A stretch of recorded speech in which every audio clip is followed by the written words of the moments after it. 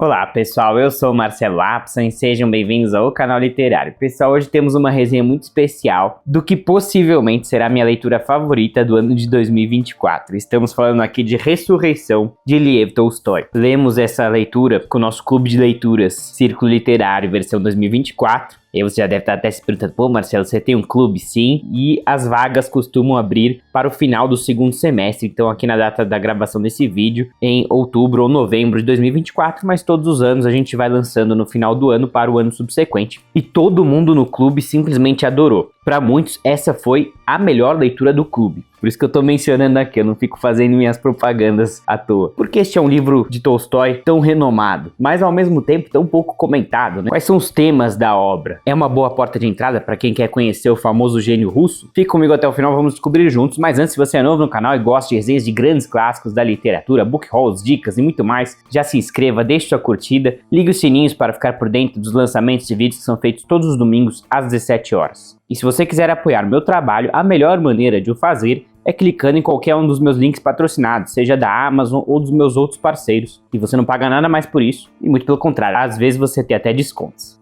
Ou você também pode participar do nosso grupo de Telegram ou newsletter, é uma ótima maneira de apoiar o canal. Vamos lá?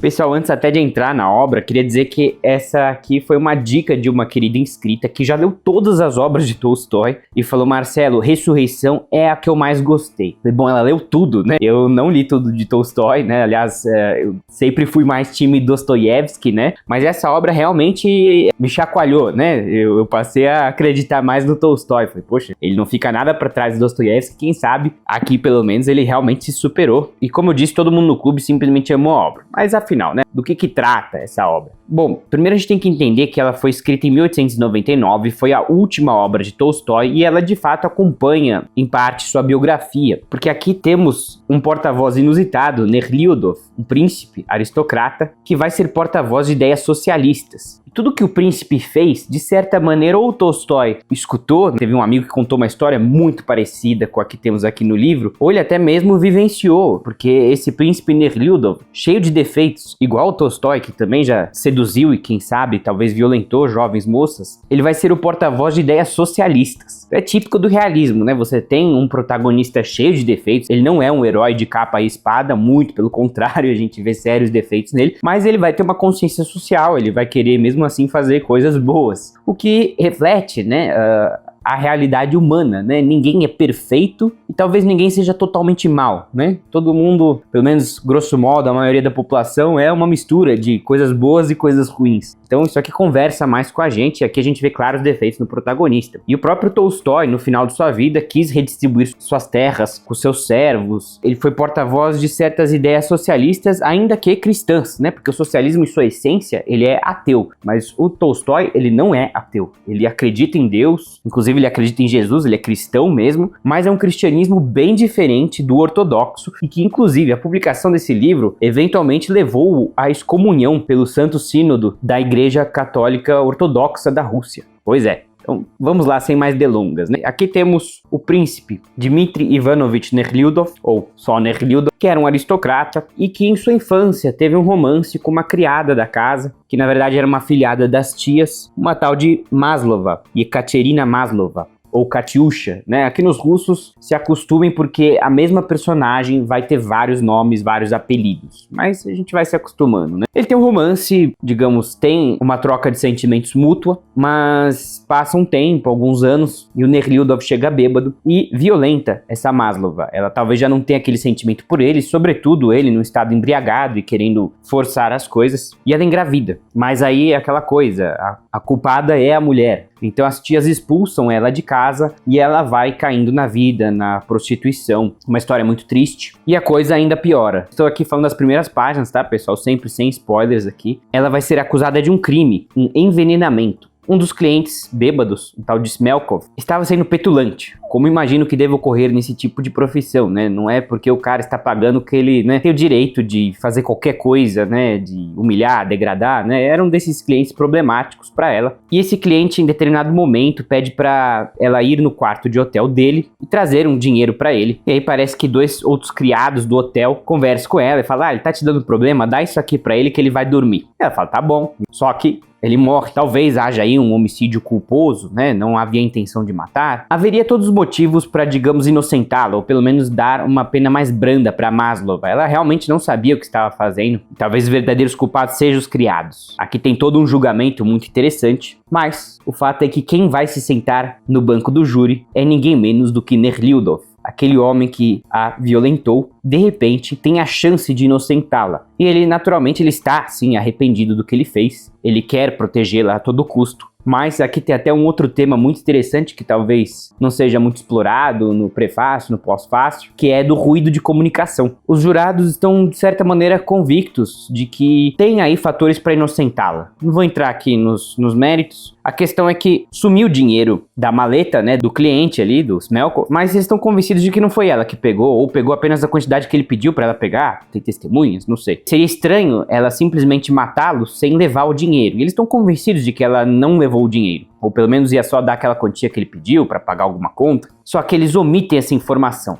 Existe aí um ruído de comunicação. E devido a esse ruído, Maslova vai ser sentenciada à Sibéria. Já faz um tempo que eu li esse livro, né? Foi no começo do ano. Eu não lembro exatamente a sentença, acho que não eram tantos anos, tá, pessoal? Mas ir pra Sibéria não é uma coisa legal. Então, naturalmente que esse Nehliudov vai tentar usar toda a sua influência para reverter todo o caso. Mas ele vai ver que não é tão simples assim, ele vai ver que o buraco é mais embaixo, né? Existe toda uma transformação do Nehliudov, muito interessante, muito bem explorada pelo autor. Ele não chega e vira um santo, né, da noite pro dia, muito pelo contrário, ele ainda vai exercer muito o seu egoísmo. Ele quer salvar Maslova porque ele quer casar com ela, ele quer redimi-la, né, tirar ela daquela vida, mas se a gente pensar, é uma visão extremamente condescendente e narcisista, né? Ah, eu vou te salvar. Quem disse que ela quer ser salva por ele, né, pelo seu agressor? Mas ele por muito tempo acredita nisso, que a melhor maneira de ajudá-la é casando com ela. E naturalmente que ela vai ter asco e nojo dele, mas não vai recusar sua ajuda também, né? Então tem aí boas doses de realismo, né? Não existe nenhum romantismo aqui, casaram e viveram felizes para sempre. Não faria muito sentido, né?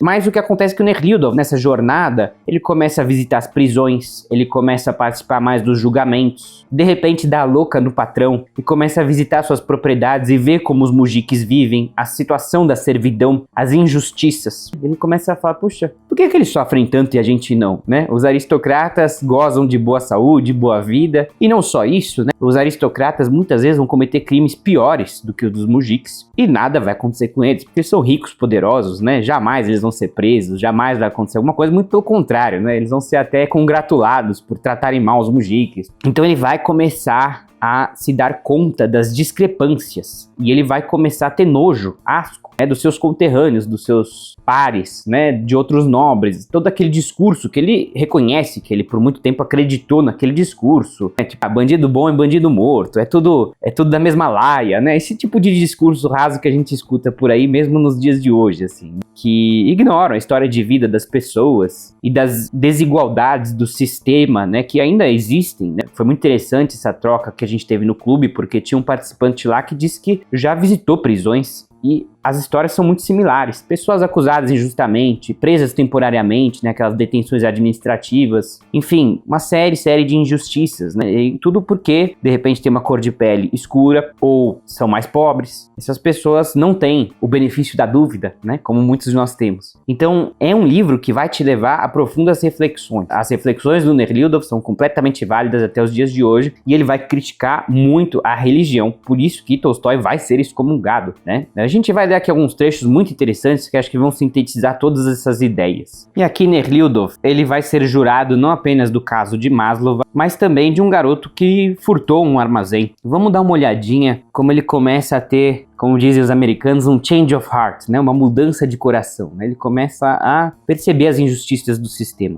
Pelos autos, ficava claro que o menino tinha sido mandado pelo pai para uma fábrica de tabaco a fim de trabalhar como aprendiz, e lá residira durante 5 anos. Começa a ver que todo mundo tem uma história, né? Não é que do nada acordou e fez uma besteira. Nesse ano foi despedido pelo patrão. Depois de um desentendimento entre o patrão e os trabalhadores, e sem emprego, ele vagava pela cidade sem ter o que fazer, gastando em bebedeiras tudo o que restava. Na taberna, uniu-se a um serralheiro que, como ele, estava sem emprego, fazia mais tempo ainda e bebia muito. E os dois, à noite, embriagados, arrombaram uma fechadura e pegaram o que primeiro caiu em suas mãos. Foram capturados. Tem mais, viu, pessoal? Acho que a mercadoria era de baixíssimo valor. Confessaram tudo. Puseram os dois na prisão, onde o serralheiro morreu à espera do julgamento. Agora julgava o menino como uma criatura perigosa, diante da qual é preciso proteger a sociedade. Uma criatura tão perigosa quanto a criminosa de ontem, pensou Nehliudov, enquanto seguia com atenção tudo o que se passava à sua frente. Eles são perigosos, ao passo que nós não somos? Eu sou um depravado, um devasso, um enganador. E todos nós, e todos aqueles que, sabendo que sou assim como sou, não só não me desprezam, como até me respeitam.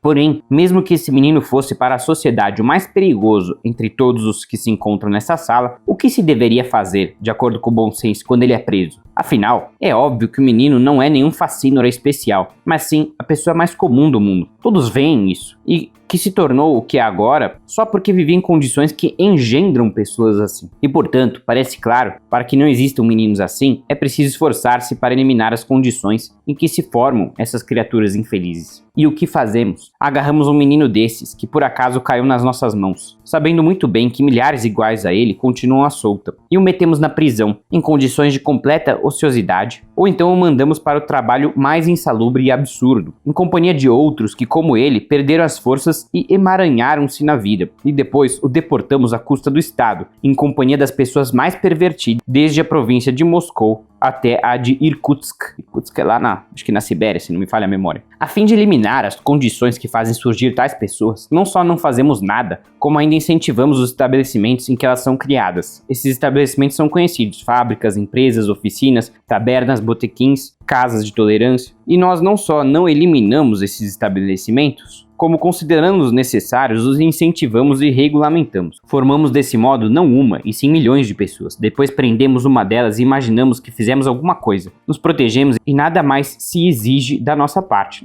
Nós o despachamos de Moscou para a província de Irkutsk, pensou Nehliudov. Quer dizer, o discurso é muito interessante e vai muito longe, mas eu não vou ler aqui para não causar fastio.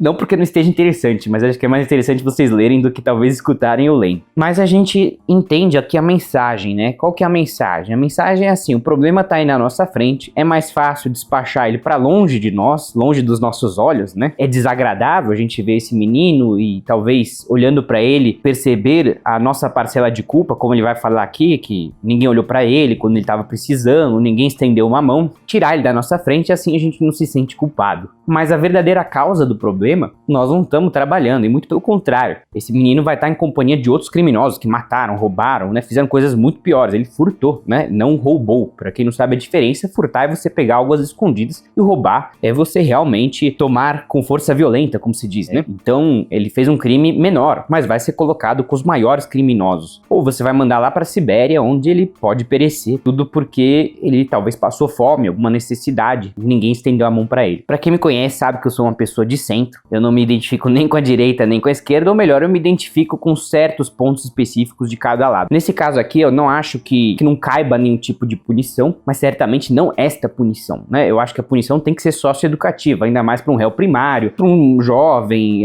analisando todas as circunstâncias dele. A punição para mim deveria ser colocar ele num curso técnico, não sei, dar melhores condições, fazer algum serviço comunitário talvez, mas assim, com certeza ajudar o menino, né? Eu acho que assim, a punição tem que servir dois caminhos, né? Tudo bem, existe a questão da punição no sentido de proteger a sociedade de um mal maior, mas aqui a gente vê que não é o caso. O menino não é um perigo para a sociedade. Acho que alguém que matou, roubou, talvez cabe sim uma reclusão, assim, eu entendo, enquanto se opera o processo socioeducativo, mas sempre sem perder de vista a reabilitação, que acho que é o principal, né? A gente não deve trancar as pessoas para lá ficarem longe da nossa vista, como é o caso aqui. E como a gente ainda vê muito no Brasil, em vários países, né? A questão socioeducativa ainda é muito precária. Nós vamos entrar agora um pouquinho aqui na parte religiosa do livro, porque como eu falei, o socialismo ele é ateu. Mas aqui o Tolstói propõe uma espécie de socialismo, até mesmo estava vendo georgismo, é um semi-socialismo talvez, né? Eu não sei explicar direito. Quem quiser pesquisar no Google, mas ele entende que o problema tá na posse da terra, a gente vai ver isso mais adiante. Ele entende que a posse é injusta,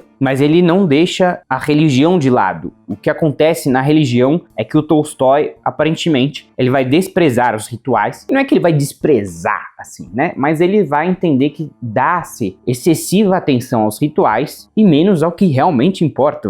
Há de convir que ajudar as pessoas, né? A religião realmente abraçar os desencaminhados, digamos assim, mas parece que se foca muito no ritual, pelo menos aqui na Rússia czarista, na igreja ortodoxa, enquanto que o principal é deixado de lado. Acho que essa é a grande crítica, né? E nisso ele vai jogar tudo no mesmo balaio ali, os rituais e tudo mais, mas o que realmente vai impactar aqui o Tolstói, o narrador, né, que é um porta-voz do próprio autor, é a opulência da Igreja Católica, né, ortodoxa, da Igreja Ortodoxa. Porque o sacerdote, ele vai ter uma cruz de ouro, anéis de ouro, tudo de ouro, né? Imagens de Cristo em ouro, né? E o povo passando fome, né? Será que esse dinheiro não seria melhor aplicado, dando para os pobres, né? Fazendo uma cozinha comunitária, não sei. Coloca aí uma imagem, talvez em madeira, né? Não sei. Parece ser a crítica de Tolstói, né? Que se façam os rituais, mas que se olhe para o povo, né? Na verdade é que ele vai realmente ridicularizá-los. Eu sou judeu, então não sei opinar sobre esse assunto. Hoje eu sou até agnóstico. Então eu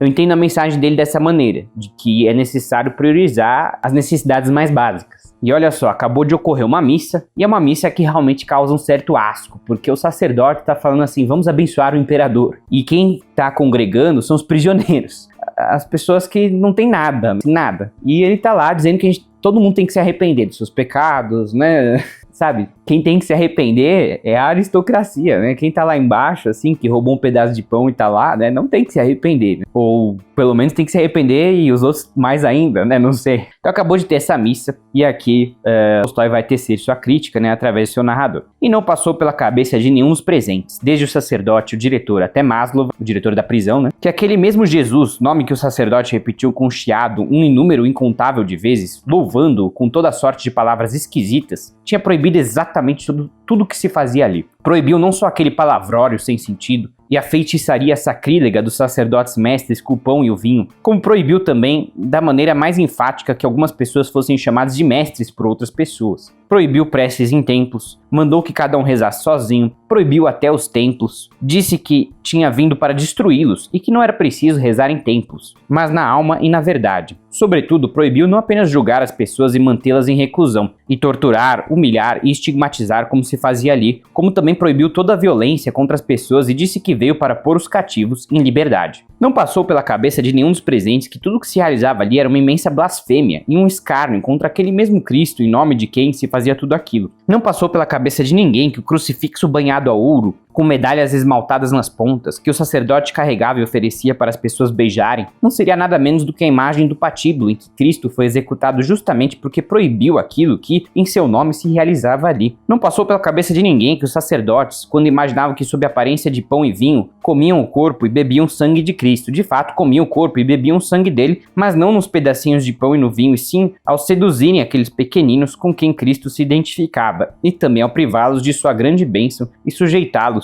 a tormentos cruéis, ocultando das pessoas a boa nova que Cristo veio trazer-lhes. Muito interessante a crítica, mas ele também vai ter um olhar, digamos, compassível pelo sacerdote, ao passo de que ele vai analisar que o sacerdote nasceu assim, foi educado assim, entendeu que assim é a vida, assim é tudo que ele tem que fazer, essa é a missão de vida dele, né? Ele tá talvez tão preso no sistema que não consegue enxergar além dele, né? Finalmente eu queria trazer essa última parte, em que Nehliudov vai começar a se dar conta de, peraí, eu sou um aristocrata, eu tenho terras, eu tenho mujiques, eu sou parte da opressão, então se ele é coerente, ele vai ter que começar a redistribuir as terras dele. E ele vai ver que também não é tão simples, né? Mesmo que ele queira fazer o bem, você fala assim, pega a terra e reparte em pedaços iguais. Ok, mas tem terras mais produtivas e menos produtivas. E se alguém recebe só as menos produtivas, será que isso não seria injusto? Então alguns falam que o sistema mais justo, nesse caso de redistribuição de terras, seria colocar uma espécie de um imposto sobre as terras, onde talvez as mais produtivas seriam mais tributadas, as menos produtivas menos tributadas, e um fundo comunitário seria estabelecido e que daria uma ajuda de custo para aqueles que receberam as terras piores. Bem interessante, né? A gente vê que não é tão simples. Eu quero redistribuir as terras. Não é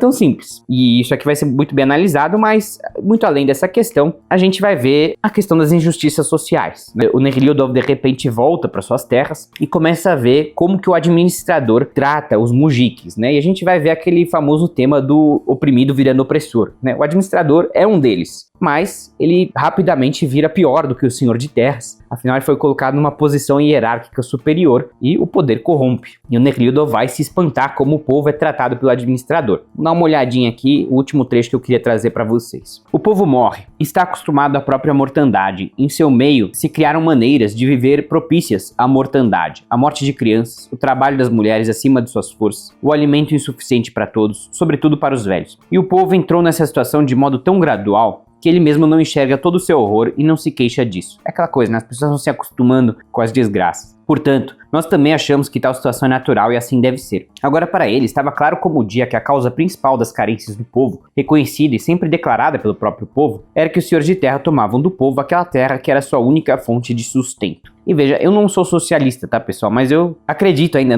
em algum sistema mais justo, assim, né? Se a gente for ver, os mujiks trabalhavam 30, 40 anos, a vida inteira naquela terra, e se por alguma razão o senhor de terras mandava ele embora, ele saía com uma mão na frente e outra atrás, né? Não tinha uma rescisão, não tinha um pedacinho de terra para ele, né? Eu acho que é justo que ele ficasse com uma parte da terra, pelo menos depois de trabalhar tantos anos, né? Mas não tinha nada, né? E era a única fonte de sustento. Ao mesmo tempo, estava perfeitamente claro que as crianças e os velhos perecem porque não tem leite. E não tem leite porque não tem terra para o gado pastar e para cultivar cereais e feno. Estava perfeitamente claro que toda a pobreza do povo, ou pelo menos que a causa principal e mais próxima da pobreza do povo, consistia em que a terra que o alimenta não está em suas mãos, mas nas mãos de pessoas que, tirando proveito desse direito sobre a terra, vivem às custas do trabalho do povo. Assim, a terra tão necessária ao povo, cuja falta leva as pessoas à morte, é cultivada por pessoas reduzidas à pobreza extrema, para que o trigo que vem dela seja vendido no exterior, para que os senhores de terra possam comprar para si chapéus, bengalas, carruagens, objetos de bronze, etc. Isso estava tão claro agora para ele como era claro que cavalos presos num curral, depois de comer todo o capim que havia sob os seus pés, vão emagrecer e morrer de fome, a menos que lhes deem a possibilidade de usar outra terra, onde possam encontrar alimento. E tal horror não podia e não devia existir de maneira alguma. Era preciso encontrar meios para que aquilo não existisse, ou pelo menos para que ele não tomasse parte daquilo.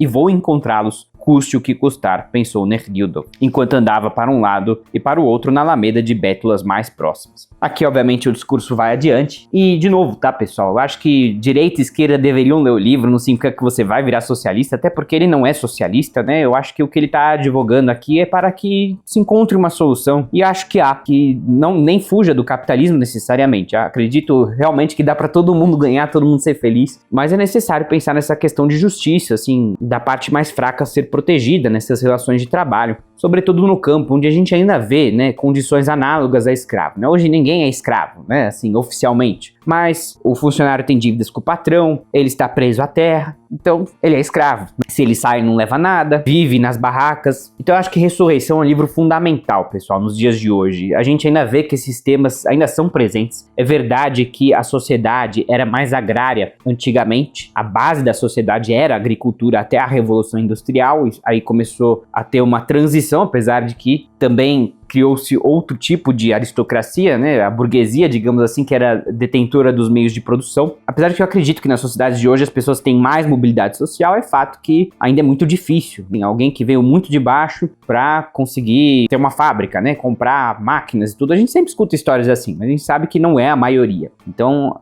acho que, com tudo isso, ainda é uma leitura muito válida, muito atual, que traz temas sociais fundamentais, sem perder de vista o realismo, né? Nerdildov não é um herói, assim. Ele vai passar por uma ressurreição, ele vai de um narcisista egocêntrico a uma pessoa melhor. Ele não necessariamente vai se livrar dos seus pecados completamente, ele vai melhorar, ok, isso é bastante realista, mas ele não vai virar um santo, um mártir. E tem muita coisa que acontece ainda entre Nerdildov e Maslova, temos um enredo muito interessante. Eu sempre estou recomendando esse livro para advogados, juristas e não só, né? Para todo mundo, mas também para essa classe de profissões, por causa dos temas aqui. O que eu queria dizer com tudo isso é que eu não contei ainda nem metade da obra, nem 30%, tem muita coisa que acontece aqui. Eu quis dar mais o teor social para vocês, que acho que é a mensagem principal, por isso tem sido a minha leitura favorita até agora do ano de 2024, vamos ver se eu ainda sou surpreendido, mas porque é uma obra que não é tão grande, e mesmo assim ela tem um tema tão impactante, assim, as reflexões do Nerdildov, a gente viu juntos aqui, são muito potentes, né, são fortes, pesadas, é um tapa na cara, como a gente diz. Leiam Ressurreição de Tolstói, realmente vale a pena. E se você gostou, não se esqueça de deixar sua curtida, participe dos meus grupos de Telegram e newsletter para apoiar o canal, compartilhe esse vídeo com seus amigos e familiares também para ajudar o canal. Eu agradeço muito sua audiência e até a próxima, um grande abraço.